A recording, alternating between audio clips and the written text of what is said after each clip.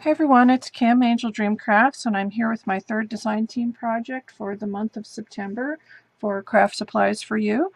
And this time I've made a gypsy sort of boho bag.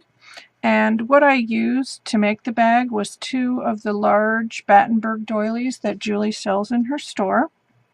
And of course you can find the links for the Facebook group and both of the two KS4U stores in the description box.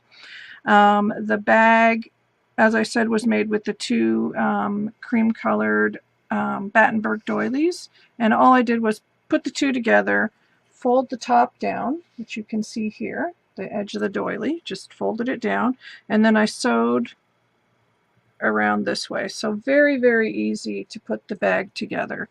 I love how it came out, and I love that you can still see some of the embroidery from the Battenberg doily on there. So this is the back, and I used some beautiful dangle trim here, which is a newer one in Julie's store. It's a beautiful crocheted trim, and then I've got this gorgeous braided applique here, or trim, pardon me, in a ecru color on top of that.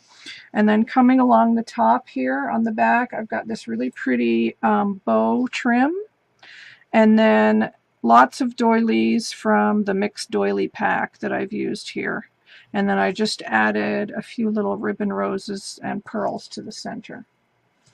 And that's basically it for the back. I didn't want to do the back too much, but I did want to decorate a little bit. And for the handle, I used this lace from my stash.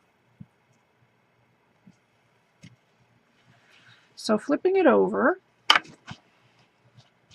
this is the front, and like I said, it's very gypsy and boho in its style.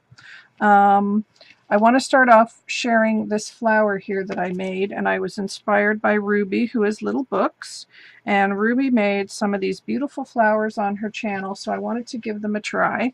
And I had made one, I've made several actually, which I'll show you on another video. But this one, I wanted to add a little bit of color to the side of the bag, so I added this beautiful shabby flower, and Ruby has a tutorial, I think, on her channel for how to make these, or she explains it, but hers are gorgeous. So that's where I got the idea for the flower from. And because it had a little bit of blue in it, I added this gorgeous brooch from KS4U here with the blue in it, just to pick up on the colors. And I just love browns and blues together, and taupe and cream. So that's why I added the blue bling. And again, I've used more doilies from the mixed doily pack here underneath it, just to kind of build up behind that. Under here you can see this beautiful lace here. This is actually a very long dangle trim, and I'll just lift this one up here. This is all one piece. It starts up here. It's a very, very long dangle trim. You can see here, there's the edge of it.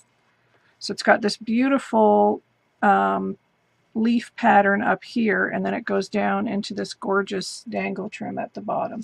So I just laid a piece of that down. And again, I did the same with the doily on this side, flipped it down. I used more of that bow trim, and then I used some of the little satin flowers from KS4U here along the top. And then on top of this trim, I used this beautiful ecru knotted trim, which I love. It's one of my favorite trims. And I put that down on top. And then I added this little fringe, which is from my stash.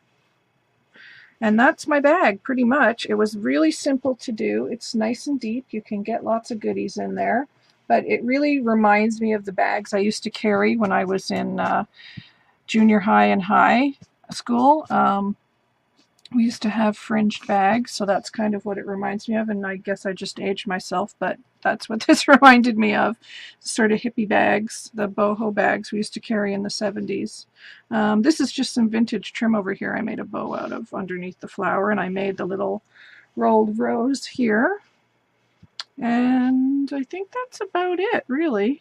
But I do love how these large doilies can be made into a bag, and it's super simple to do. Like I said, just put them together, flip the top of the doily down and sew around the edge, or use your Fabri-Tac around the edge. But if you're going to be using it for a bag, I would recommend sewing it on a machine. It just is more stable.